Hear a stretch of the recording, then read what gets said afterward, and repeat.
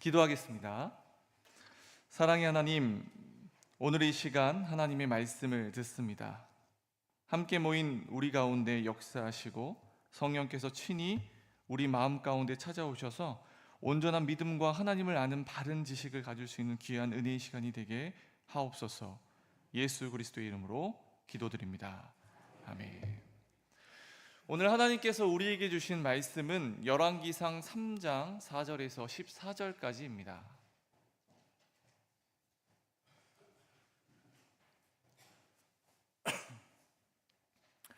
우리 한 절씩 교독하겠습니다. 제가 먼저 읽겠습니다. 이에 왕이 제사하러 기브온으로 가니 거기는 산당이 큼이라. 솔로몬이 그 제단에 1,000번제를 드렸더니 솔로몬의 꿈에 나타나시니라. 하나님이 이르시되 내가 내게 무엇을 줄꼬 너는 구하라. 솔로몬이 이르되 주의 종 내 아버지 다윗이 성실과 공의와 정직한 마음으로 주와 함께 주 앞에서 행함으로 주께서 그에게 큰 은혜를 베푸셨고 주께서 또 그를 위하여 이 은혜를 항상 주사 오늘과 같이 그의 자리에 앉을 아들을 그에게 주셨나이다. 나의 하나님 여호와여, 주께서 종으로 종의 아버지 다윗을 대신하여 왕이 되게 하셨사오라. 종은 작은 아이라 출입할 줄을 알지 못하고 주께서 택하신 백성 가운데 있나이다. 그들은 큰 백성이라 수요가 많아서 셀 수도 없고 기록할 수도 없사오니 누가 주의 이 많은 백성을 재판할 수 있사오리까. 듣는 마음을 종에게 주사 주의 백성을 재판하여 선악을 분별하게 하옵소서. 솔로몬이 이것을 구하매 그 말씀이 주의 마음에 든지라.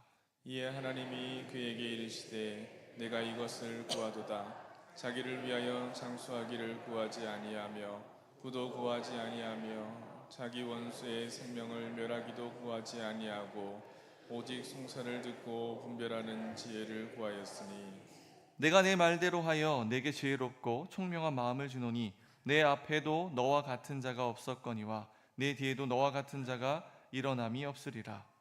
내가 또 내가 구하지 아니한 부귀와 영광도 내게 주노니 내 평생의 왕들 중에 너와 같은 자가 없을 것이라. 함께 읽겠습니다. 내가 만일 내 아버지 다윗이 행한 같이 내 길로 행하며 내 법도와 명령을 지키면 내가 또 내 날을 길게 하리라. 아멘. 이것은 주님의 말씀입니다. 여러분, 저는 모태신앙입니다. 아마 이곳에 있는 분들 중에 많은 분들이 모태신앙을 가지고 계신 줄 압니다. 저는 어렸을 때부터 신앙생활을 하면서 이제 신학생으로 지내는 그 시간까지 포함해서 정말 오랫동안 모태신앙으로 자라면서 행위 신앙인으로 살아왔습니다. 행위 신앙이 좀 어색한 표현이죠. 뭐냐면 나의 노력으로 하나님을 감동시켜서 무언가를 바꿀 수 있다는 생각이죠. 하나님이 성민이는 복을 요만큼 줘야 되는데 더 소리를 지르면 이만큼 주시고 뭐 이런 생각을 제가 갖고 있었습니다. 아마 대부분의 한국인들이 이런 생각을 가지고 신앙생활을 할 겁니다. 왜냐하면 그게 한국인의 종교적 기질이기 때문입니다. 그런 기질이 있기 때문에 어찌 보면 한국 교회가 이렇게 성장하는 발판도 될 수 있었을지도 모릅니다. 그런 종교적 열심이 이 대한민국 사람들에게는 이 DNA로 가지고 있죠. 그런데 제가 이러한 신앙의 틀을 가지고 있었을 때에 이제 오늘의 본문을 가지고 이제 동일하게 설교를 준비하려고 했을 적이 있었습니다. 그때 그런 생각을 했어요. 오늘 본문 너무 유명한 말씀이잖아요. 1,000번제를 드리는 장면이어서 솔로몬이 하나님으로부터 지혜를 받은 내용이구나. 그러면 솔로몬이 하나님 앞에 제일 먼저 한 일은 아마 이렇게 1,000번제일 거야. 예배겠지. 그러면 설교를 이렇게 하면 되겠지. 1,000번제. 이 솔로몬이 하나님 앞에 지혜를 얻었던 건 하나님께 1,000번제를 드리고 주님께 나아가는 그 열심이 있었기에 주님이 그 모습을 가득하게 생각하고 지혜를 주셨습니다. 뭐 이렇게 설교하면 되겠지 하고 이제 성경을 펼쳤습니다. 열왕기상 3장을 딱 펼쳤습니다. 그런데 딱 그 성경을 펴는 순간 제 눈에 들어왔던 첫 번째 구절이 있었습니다. 이 내용이죠. 솔로몬은 애굽 바로왕 공주와 정략 결혼하였더라. 깜짝 놀랐습니다. 오늘 본문을 읽지 않았지만 1절에 나오는 말씀이에요. 순간 당황했어요. 이상하다. 솔로몬이 왕이 돼서 제일 먼저 한 일은 예배가 아니네. 순간 제 눈을 의심해서 앞장을 더 찾아봤습니다. 이러면 안 되는데, 제 설교가 원래 생각하고 있었던 제 설교의 그 흐름이 깨지네 생각하고 더 찾아봤습니다. 분명히 솔로몬이 하나님을 위해서 했던 뭔가 먼저 한 일이 있을 거야. 그리고 성경을 더 찾았죠. 그런데 내용은 더욱더 가관으로 흐릅니다.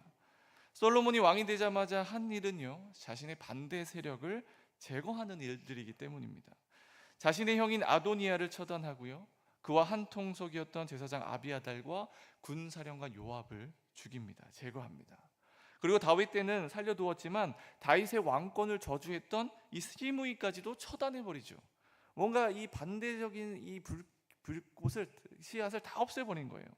흔히 왕권이 바뀌면 반대 세력의 이 삼족을 멸한다. 그래서 그 왕권을 강화시키기 위해서 그런 행위를 하지 않습니까? 그 숙청의 역사를 우리가 그냥 이야기로만 들었지, 역사책으로만 봤지, 지금 솔로몬이 그 일을 동일하게 하고 있었던 거예요.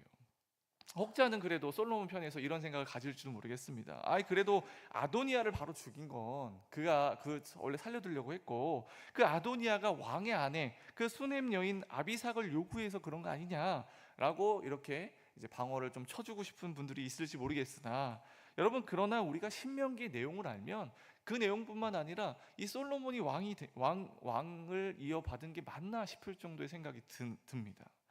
왜냐하면 신명기 21장에 보면 이 장자의 권리에 대한 내용이 나와요. 그 내용은 이렇습니다. 한 사람에게 두 아내가 있는데 한 아내는 미움을 받고 한 아내는 사랑을 받습니다. 그런데 미움받는 아내에게서 장자가 태어나고 사랑받는 아내에게서 처자가 태어납니다. 그러면 사랑받는 아들을 장자로 세우지 말고, 그러나 반드시 이 첫 번째 아내, 미움받는 아내가 첫 번째 아내이기 때문에 그 아내의 장자를 참 장자로 세워서 기업을 물을 것을 이야기하고 있어요. 딱 지금 솔로몬과 같은 상황이죠. 여러분, 그런데 다시 말해서 이 솔로몬은 율법을 기준으로 하면 애당초 왕이 될 수 있을까라는 생각까지도 드는 인물이라는 거예요. 아도니아가 스스로 내가 다윗을 이어 왕이 되겠다 선언한 것은 어찌 보면 그렇게 얼토당토한 이야기가 아니라는 겁니다. 그 위에 형들이 원래 있었지만 다 죽고 사라지고, 그 왕위를 선언할 당시에 아도니아는 이제 그가 장자의 위치에 있었기 때문입니다. 나름 왕이 되기를 선언한 근거가 분명히 성경적으로 있었다라는 거예요. 아무리 다윗이 밧세바를 사랑했어도 그렇게 마음대로 사랑하는 여인의 그 아들을 세우지 말라고 신명기에 분명히 나와 있잖아요. 기업 무르지 말라고 나와 있잖아요. 그러면 절대 율법을 따르면 솔로몬을 왕으로 세워서는 안 된다는 거예요. 거기에다 3장 1절에 보면 방금 전에도 이야기했듯이 정치적인 수단을 위해 애굽 바로 왕의 공주와 정략 결혼까지 합니다. 쉽게 얘기해서 이방 여인과 결혼하는 겁니다. 여러분, 구약에서 이방인과 결혼하는 것은 죄악이죠. 엄청난 죄악입니다. 이방 여인과 결혼하려면 그 이방 여인이 유대인이 돼야 됩니다. 아예 개종을 하고 유대 민족으로 들어올 때만 가능한 것입니다. 심지어 여러분 기억하시겠지만 그 학자 에스라가 그 이방 여인을 결혼하는 것을 이스라엘 큰 죄악으로 여겨서 완전 내쫓지 않습니까? 율법 갱신 운동을 할 때 다 내쫓아 버려요. 그러면서 뭔가 회복 운동을 펼치고, 그런 시작점에 이런 이방 여인을 다 없애버리죠. 내쫓죠. 그러나 솔로몬 자신은요, 이방 여인과 스스로 결혼한 거예요. 정치적인 수단 때문에 결혼한 것이죠. 어떻게 지혜왕 솔로몬이 이럴 수 있을까? 저는요, 설교를 준비하려다가 미궁에 빠졌습니다. 수렁에 빠졌습니다. 너무나 큰 충격을 받았습니다. 아마 혹시 지금 설교를 듣고 계신 여러분 중에 이런 충격에 빠지는 분이 계신지 모르겠습니다. 이렇게 성경을 우리가 차근차근 하나하나 살펴보면 우리는 점점 기존에 가지고 있었던 솔로몬의, 그 지혜왕 솔로몬의 이미지가 산산조각 나버리죠. 상황을 한번 생각해 봅시다. 상황을 생각해보면 이랬던 것 같아요. 솔로몬은 왕이 된 이후에 언제 전복될지 모르는 자기의 왕위가 불안했던 것 같습니다. 그래서 전전긍긍하며 자신의 왕권을 확고히 할 수 있는 모든 인간적인 수단을 다 동원한 거죠. 그래서 정적들을 제거하고, 그리고 그 당시에 이제 힘 있는 그 애국과 정략 결혼해서 내 뒷배 좀 잘 봐달라고 그렇게 요청도 하고, 여전히 불안한 상황이 가운데 있는 거죠. 그리고 나서 너무나도 불안해서 지푸라기라도 잡을 심정으로 마지막으로 하나님께 나아가고 있는 것이 오늘의 상황, 오늘의 본문이라는 것입니다. 여러분, 이러한 솔로몬의 상황을 생각하면서 오늘에 읽었던 이 성경의 말씀을 제가 상황에 맞춰서 한번 재구성 한번 해봤습니다. 한번 들어보십시오. 왕이 된 솔로몬은 너무나 불안했습니다. 자신들의 정적들을 다 제거하고 애국과 정략 결혼을 통해 화친까지 맺었지만 자신의 불안한 왕위는 여전했습니다. 그는 마지막으로 하나님께 나아갑니다. 기브온에서 그가 드릴 수 있는 최대한의 번제를 하나님께 드립니다. 일천 번제죠. 그리고 그날 밤 꿈에서 기적같이 하나님이 솔로몬에게 나타납니다. 그리고 물으시죠. 너에게 무엇 해주기를 원하느냐? 너는 구하라. 솔로몬이 대답합니다. 주님께서 제 아버지 다윗과 동행하시며 그의 넘치는 은혜를 베풀어 주셨습니다. 그 크신 은혜로 말미암아 보잘것없는 제가 오늘 이 왕의 자리에까지 오르게 되었습니다. 하지만 주님, 저는 너무나 두렵습니다. 저는 아직 어린아이 같아서 어떻게 나가고 들어올 줄도 모릅니다. 이 수많은 주의 백성들 앞에 서니 제 마음이 떨립니다. 어떻게 이들을 올바르게 다스릴 수 있을지, 어떻게 공의롭게 판단을 내릴 수 있을지 막막하기만 합니다. 제 지혜로는 도저히 감당할 수 없는 무거운 짐이 제 어깨 위에 놓여 있습니다. 하루하루가 불안하고 매 순간 잘못된 결정을 내릴까 봐 염려됩니다. 주님, 이런 연약하고 부족한 저에게 들을 수 있는 마음을 허락하여 주십시오. 주의 백성들의 송사를 들을 때 선악을 올바르게 분별할 수 있는 지혜를 간절히 구합니다. 저의 혼자 힘으로 할 수 없사오니 오직 주님만이 저의 도움이 되어 주십시오. 하나님을 향한 마지막 몸부림입니다. 그리고 솔로몬이 구한 이 기도가 주의 마음에 들었죠. 하나님께서 대답하십니다. 내가 이것을 구하는구나. 다른 어떤 것도 아니라 오직 재판을 듣고 분별하는 지혜를 구하였으니 내 말대로 너에게 지혜롭고 총명한 마음을 주겠다. 또 내가 구하지 않은 부귀와 영광도 너에게 주겠다. 내가 만일 내 아버지 다윗이 행한 그 길과 같이 내 길로 행하면, 내 법도의 명령을 지키면 내 날 또한 길게 하겠다. 솔로몬은요, 종교적으로 정치적으로나 왕이 될 수 없었던 인물입니다. 그것을 누구보다도 더 잘하는 솔로몬이기에 왕이 되자마자 그가 한 일은 반대파를 제거하고요, 애국과 정략 결혼을 통해 정치적인 입지를 확보하였습니다. 어떻게든 자기의 왕위를 안정시키고 싶었던 거죠. 실제로 성경에 보면 모든 걸 행하고 시므이까지 처단하고 나서 솔로몬의 손에 그 나라가 견고하여졌다라고 설명하고 있습니다. 이렇게 상황적으로 압박받는 상황이었다라는 겁니다.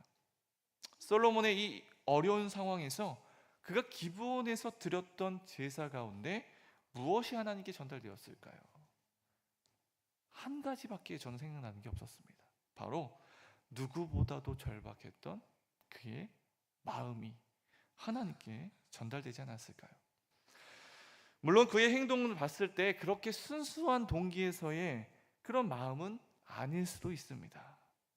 그러나 그의 마음이 순수했든 아니든 그 절박했던 마음만큼은 확실하게 하나님께 전달되었던 것이죠. 그리고 하나님은 솔로몬의 그 마음을 보았던 것입니다.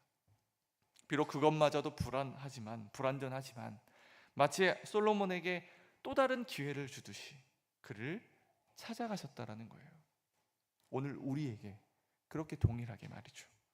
우리는 때로는 신앙생활을 하다 보면 하나님이 우리에게 무언가 완벽함을 원하신다라는 착각을 하게 될 때가 있어요. 그래서 나름의 노력을 하지만 우리는 늘 실패의 좌절을 맛보죠. 여러분 생각해 보십시오. 우리가 얼마나 많은 종교적인 열심을 해봤습니까? 그러나 그곳에 여러분들 참 자유가 있었습니까? 여러분들, 하나님이 우리에게 원하는 것이 무엇일까요? 그 질문을 우리가 던져봐야 한다는 거예요. 어떤 율법적인 완벽한 삶, 그것을 원하실까? 10년 내내 하루도 빠짐없는, 일평생 빠짐없는 새벽 기도를 원하실까?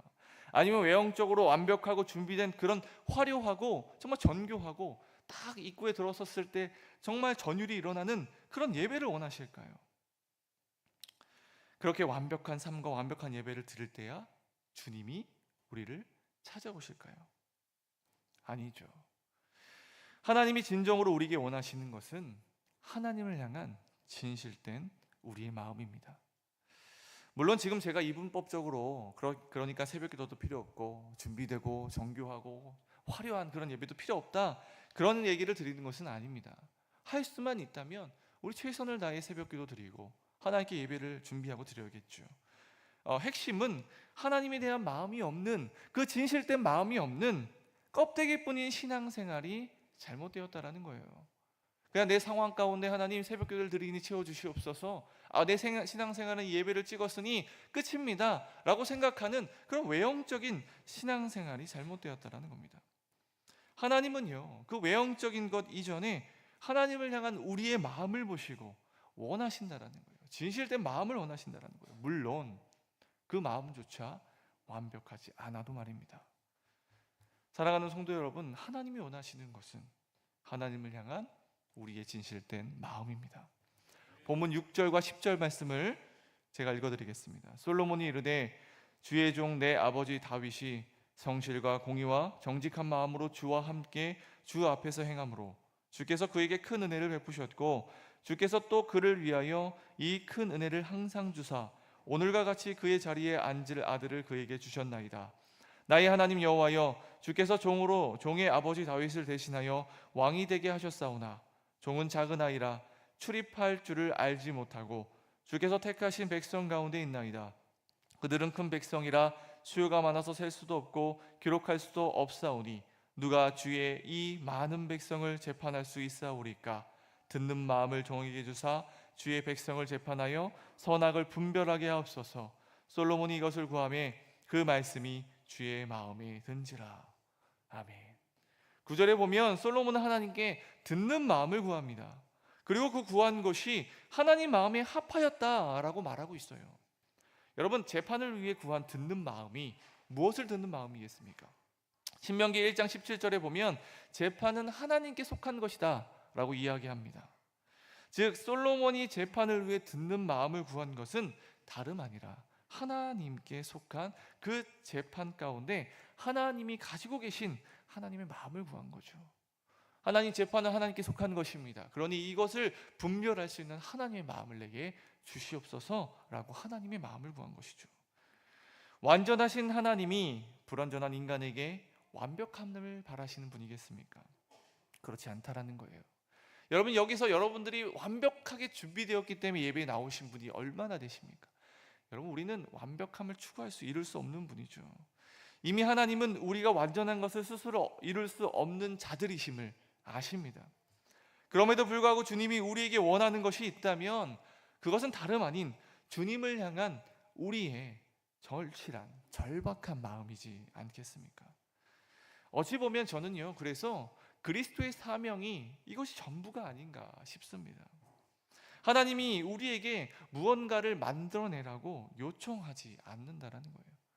완전하시고 완벽하신 하나님, 그리고 구원을 위해 지금도 일하시는 그 하나님이 우리 없이도 못 이루실 것이 있겠습니까? 없다라는 거예요. 이미 완전하신 분이 무엇이 부족하시겠습니까? 어찌 보면 주님이 우리에게 원하시는 사명은 이 주님의 마음을 먼저 품는 것입니다. 비록 완전하지 않아도 불완전하더라도 주님을 향한 우리의 진실단 마음을 하나님은 원하시는 거죠. 한 아이가 아빠 몰래 아빠의 구두를 닦죠. 아빠를 기쁘게 해드리고 싶어서 구두를 닦았습니다. 그러나 한 번도 구두를 닦아보지 않았던 이 아이는 그만 갈색 구두에 검은색 구두약을 칠해버리죠. 그것을 본 아버지는 그 아이를 나무라지 않습니다. 오히려 기뻐합니다. 왜냐하면 비록 구두 한 켤레는 망가졌지만 아버지를 향한 아이의 마음은 아버지는 얻었기 때문입니다. 공감이 안 되실 수도 있어요. 구두가 나한테 한 켤레밖에 없다면 그게 망가지면 승질을 낼 수 있지만, 여러분, 하나님한테 구두가 한 켤레겠습니까? 구두 극각 구두야 뭐 생겨라 하면 쫑 하고 생기는 게 하나님 아니겠습니까? 우리 아버지는 구두야 신경 쓸 게 없죠. 구두 한 켤레 망가지면 다시 만들면 되니까요. 그런데 하나님 아버지는 그 구두를 칠하는 그 아이의 마음을 알기 때문에, 그 마음을 얻었기 때문에 기뻐하는 것 아닌가 싶습니다. 고린도서 2장 16절에도 사도 바울이 이런 고백을 해요. 누가 주의 마음을 알아 주를 가르치겠느냐? 그러나 우리가 그리스도의 마음을 가졌느니라. 하나님의 마음을 품으라고, 예수의 마음을 품으라고 정말 절실하게 호소하는 사도 바울의 외침입니다. 주의 마음을 품고 그분께 우리의 마음을 내어드리는 우리 모두가 되기를 원해요. 두 번째로, 하나님은 우리에게 좋은 것 주시기를 원하시는 분이라는 사실을 기억하셨으면 좋겠습니다. 본문 11절에서 14절의 말씀입니다. 우리 이 본문을 같이 읽어볼까요? 이에 하나님이 그에게 이르시되 내가 이것을 구하도다. 자기를 위하여 장수하기를 구하지 아니하며 부도 구하지 아니하며 자기 원수의 생명을 멸하기도 구하지 아니하고 오직 송사를 듣고 분별하는 지혜를 구하였으니 내가 내 말대로 하여 내게 지혜롭고 총명한 마음을 주노니 내 앞에도 너와 같은 자가 없었거니와 내 뒤에도 너와 같은 자가 일어남이 없으리라. 내가 구하지 아니한 부귀와 영광도 내게 주노니 내 평생의 왕들 중에 너와 같은 자가 없을 것이라.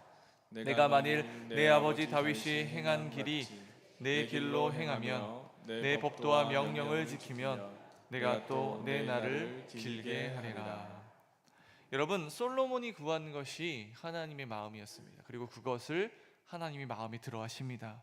그리고 그것에 대해서 응답하시는데요, 하나님은 솔로몬에게 그가 구한 지혜뿐만 아니라 그가 구하지 않았던 수많은 것들도 다 채워주시죠. 그가 왕이로서 필요한 것들입니다.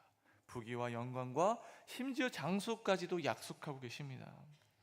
여러분, 하나님이 우리를 향한 그 마음을 알 수 있는 대목이에요. 완전하지 않고 불완전한 그 솔로몬이었지만 그 솔로몬의 그 마음을 확인한 하나님께서 그에게 주시는 것들이죠. 하나님이 이렇게 우리에게 늘 주시기를 원하시는 분입니다. 마태복음 6장에 보면 무엇을 먹을까, 무엇을 마실까, 무엇을 또 입을까 걱정하는 제자들에게 예수님은 솔로몬의 이야기를 들려주시죠. 즉 솔로몬의 모든 영광도 이 들풀 하나만 못하다라고 말씀하시면서 하나님은 우리에게 필요한 모든 것들을 알고 계시다라고 말씀하고 계신다는 거예요. 그러므로 먹는 것, 마시는 것, 입는 것으로 걱정하지 말고 그의 나라와 그의 의를 구하라라고 말씀하시죠. 그러면 너에게 필요한 이 모든 것을 더해 주시겠다라고 이야기하십니다. 하나님은 하나님 마음에 합한 자에게 필요한 모든 것들을 부어주시는 분입니다.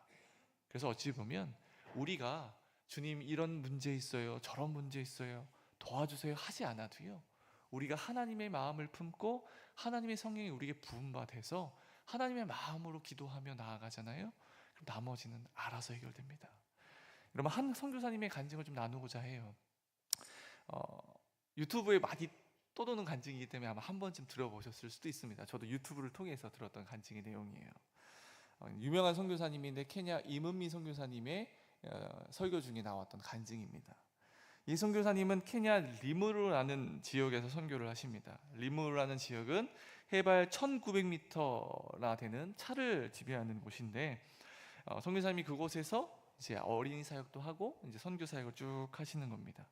그런데 이제 선교사님이 쭉 걸어가면, 이제 선교사가 걸어가면은 이제 아이들은 뭔가 떨어질 게 없나 싶어서 막 오죠. 그리고 이 선교사님, 이문미 선교사님이 그곳의 이름이 유니스예요. 순간 생각이 안 났네요. 유니스라는 이름입니다. 그래서 이 아이들이요, 이 선교사님의 이름을 부릅니다. 유니스, 유니스 이렇게 불러요. 그러면 얼마나 애타게 부르는지 아무것도 달라는 게 없습니다. 그런데 이 아이들이 이 선교사님의 이름을 부를 때 이 선교사님이 이제 이 아이들을 한 명씩 보잖아요. 저쪽에서 한 명이 부르면 이렇게 아이를 쳐다보고, 여기서 부르면 이렇게 한번 쳐다보고, 저기서 부르면 이 아이를 한번 쳐다보면 그 아이들을 향한 그 마음이 막 하나님의 마음이 부어진다라는 거예요. 저 아이는 신발이 없네. 신발을 사줘야겠다. 이것을 또 한 명이 또 부릅니다. 저 아이는 오늘 아침 먹었을까? 밥을 잘 못 먹는 아이인데 빵이라도 줄까? 또 이쪽에서 또 한 명이 불러요. 이 아이 학교도 못 가는데 나중에 내가 돈을 많이 후원을 받아서 학교를 지어줘야 되겠다. 그런 마음이 이 아이들이 특별히 선교사님 배고파요, 선교사님 신발 없어요, 선교사님 교육을 받고 싶어요 라고 외치지 않아도 그 유니스라고 선교사님의 이름을 부를 때 그 아이들을 쳐다보는 그 선교사님의 마음에 그 선한 마음이 품어진다는 거예요. 여러분, 하나님이 아닌 사람도요 이 선한 마음을 품에 이렇게 좋은 것들을 주고 싶습니다. 그런데 하물며 하늘에 계신 우리의 아버지의 마음은 어떨까요? 여러분, 가장 좋은 것을 우리에게 주고 싶지 않을까요? 그 하나님께, 우리를 바라보신 그 하나님께 우리가 진실된 마음으로 나아가는 우리 모두가 되기를 원합니다. 그러면 주님이 여러분의 모든 상황을 아시고 채워주실 겁니다. 마지막으로 하나님은 우리의 부족함을 잘 아시고 우리에게 먼저 은혜를 주시는 분이십니다. 4절과 5절의 말씀입니다. 4절과 5절도 함께 읽어보겠습니다. 이에 왕이 제사하러 기브온으로 가니 거기는 산당이 큼이라. 솔로몬이 그 제단에 1,000번제를 드렸더라. 기브온에서 밤에 여호와께서 솔로몬의 꿈에 나타나시니라. 하나님이 이르시되 내가 내게 무엇을 줄고 너는 구하라. 열왕기에서 산당의 주제는 너무나 중요합니다. 열왕기 기자가 선한 왕과 악한 왕을 구분할 때 선한 왕 가운데 산당을 제거했는지 제거하지 않는지를 매우 중요한 기준으로 보고 있습니다. 본문의 솔로몬도 산당에서 번제를 드렸어요. 물론 이 산당은요 아직 솔로몬 성전이 지어지지 않았기 때문에 이제 어쩔 수 없는 상황이었을 것이다라고 보는 이제 학자의 의견도 있어요. 근데 이 산당은 보통 이방인들이 제사하는 장소였죠. 그래서 조금 찝찝하긴 하지만 우리가 하나님께 이 솔로몬이 제사를 드렸다라고 이해할 수도 있을 겁니다. 그런데 본문에 보면 하나님이 솔로몬에게 너 왜 산당에서 제사 드렸냐라고 탓하지는 않았습니다. 물론 상황적으로 보면 꿈에서 나타나시고 이제 솔로몬이 그 예루살렘 성전의 언약궤 앞에서 또 제사를 드렸잖아요. 그러면 굳이 또 기브온 상당까지 갈 필요가 있었을까라는 생각도 드니까 책망하셨을 수도 있었겠죠. 야, 언약궤 앞에서 드리면 되지 뭐 왜 여기까지 산당에서 이 이방 신들 섬기는 곳에서 굳이 또 나에게 섬겼냐라고 할 법도 한데 하나는 그러지 않았다라는 거예요.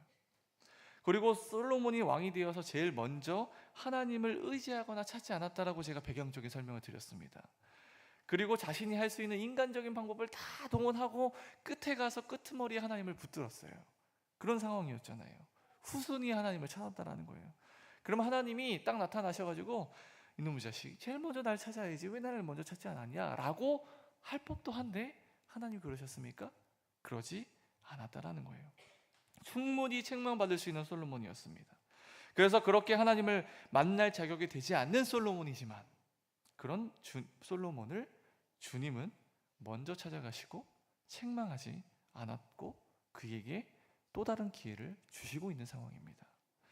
하나님께서 솔로몬에게 또 다른 기회를 주시면서 그에게 물으시는 거죠. 너에게 무엇 해주기를 원하느냐. 하나님은 오늘날 동일하게 우리에게 먼저 찾아와 물으십니다. 아무개야 너에게 무엇 해주기를 원하느냐. 여러분 이 물음이요 여러분에게는 어떻게 들리십니까? 1517년 종교개혁을 일으킨 그 루터가 세 가지를 이야기하죠. 오직 성경, 오직 믿음, 오직 은혜. 여러분 거기에서 오직 은혜가 아무렇게 나온 이야기가 아니라는 겁니다. 그것은 아무리 내가 종교적 열심과 성격을 탐독한다 할지라도 성경의 모든 지식을 내가 가지고 있다 할지라도 주님이 우리에게 먼저 찾아오지 않으시다면 우리는 아무것도 깨달을 수 없고 아무것도 하나님을 알아낼 수 없는 그런 무지한 존재다. 그런 존재임을 이야기하고 있는 단어라는 거예요. 우리는 오직 하나님의 은혜 없이는 주님께로 한 발자국도 나아갈 수 없는 그런 자들입니다. 그런데 놀라운 것은 그렇게 낮고 낮은 자격되지 않은 우리에게 주님께서 먼저 찾아와 물으신다라는 거예요. 너에게 무엇 해주기를 원하느냐. 여러분 이것이 바로 복음입니다. 이것이 바로 예수 그리스도를 통해 이루신 하나님의 은혜와 사랑이라는 거예요. 솔로몬에게만 이렇게 찾아왔습니까? 아니잖아요. 여러분에게도 이렇게 찾아오셨습니다. 솔로몬만 해당할까요? 여러분, 우리가 너무나 잘 아는 믿음의 조상 아브라함을 생각해 보십시오. 그가 무슨 대단한 믿음의 행위를 보였기 때문에 하나님께서 감동하셔서 그래, 내가 너를 믿음의 조상 삼아줄게 라고 하셨습니까? 그렇지 않아요. 창세기 22장에 물론 믿음의 행위가 있죠. 그의 자녀를 바치는 그 모습을 통해서 이야, 대단하다, 내가 너를 선택하기 잘했다, 이거 믿음 때문에 그를 의로 삼으셨습니까? 그렇지 않습니다. 성경을 차근차근 다 아시는 분들은 이미 창세기 15장 6절에 하나님께서 먼저 아브라함의 믿음을 보고 그를 의로 여기셨다라고 나와 있어요. 아들을 바치기 이미 이전에 하나님이 먼저 찾아오신 거죠. 그리고 로마서 4장 3절도 분명히 그의 행위로서 의롭다 하심을 받은 게 아니라 하나님께서 먼저 찾아가셨다라고 말씀하고 있습니다. 아브라함뿐입니까? 베드로는 어떻습니까? 나는 그를 모릅니다. 3번이나 부인하고 저주하고 그를 예수를 떠났던 베드로지만 주님이 먼저 그를 찾아가셨죠. 그리고 베드로에게 물으시죠. 요한의 아들 시몬아, 내가 나를 사랑하느냐? 그 한마디에 배신자에서 복음의 사도가 되었습니다. 사도 바울은 어떻습니까? 가말리아의 문화생으로 최고의 엘리트였어요. 전통 유대인이면서 로마 시민권자입니다. 그 당시에 남부러울 것 하나 없는 그런 사람이었습니다. 하나님에 대한 열심이요, 여기에 있는 누구보다도 뛰어났습니다. 명함 못 내밀어요. 아우, 목사님, 저는요 새벽기도 지금까지 한 번 안 빠지고요, 제가 교회에서 하는 봉사는 3개나 되고요, 하루에 한 번씩 맨날 전도합니다. 누구죠? 우리 사도 바울이 다시 만약에 부활하시면 명함 못 내밉니다. 그냥 저도 막 머리 숙이고 막 그 조아려야 되는 그런 율법으로 따졌을 때는 정말 최고의 하나님에 대한 열심을 누구보다도 비할 수 없는 그런 사람입니다. 그 열심이 얼마나 대단했으면 그 하나님에 대한 열심 때문에 초기에는 그리스도인들을 그렇게 핍박까지 했지 않았습니까? 그런데 그가 언제부터 그리스도의 사도가 되었습니까? 하나님에 대한 그 뜨거운 열심 때문에 내가 너를 사도로 삼겠다 그랬습니까? 율법 연구의 끝을 보고 깨달음을 얻었기 때문입니까? 흔히 말해서 득도했다고 얘기하죠. 그것 때문입니까? 아니죠. 다메섹 도상 가운데 예수님께서 직접 사도 바울을 만나시고 이야기하셨죠. 사울아, 사울아, 내가 어찌하여 나를 박해하느냐? 예수님의 초대였습니다. 그 음성 한마디에 핍박자에서 복음의 전도자가 되었습니다. 하나님이 오늘 여러분들에게 동일하게 물으십니다.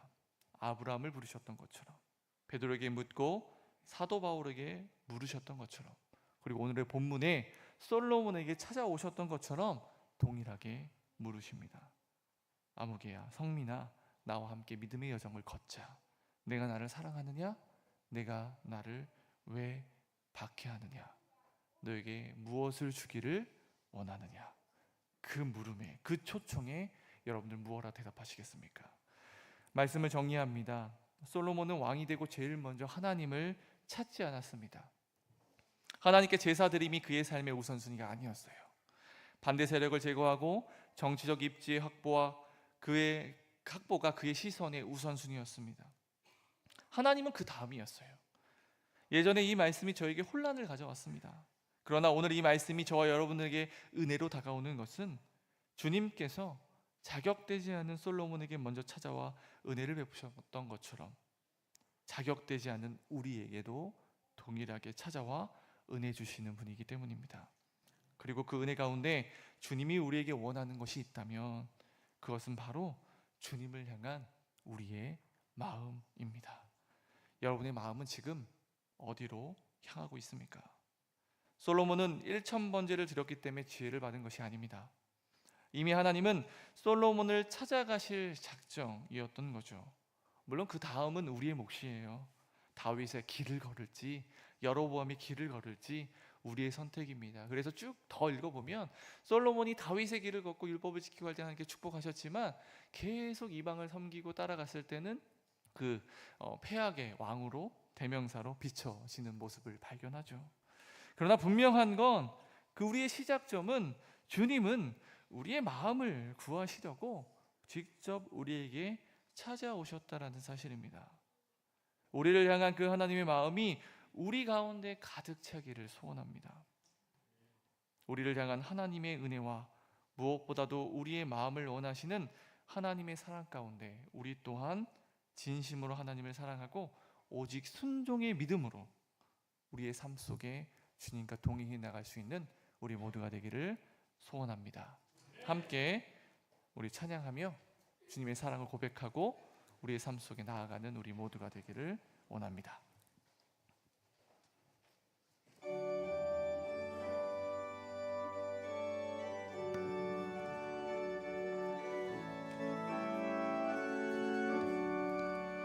그 크신 하나님의 사랑 말로 다 영영 못하네.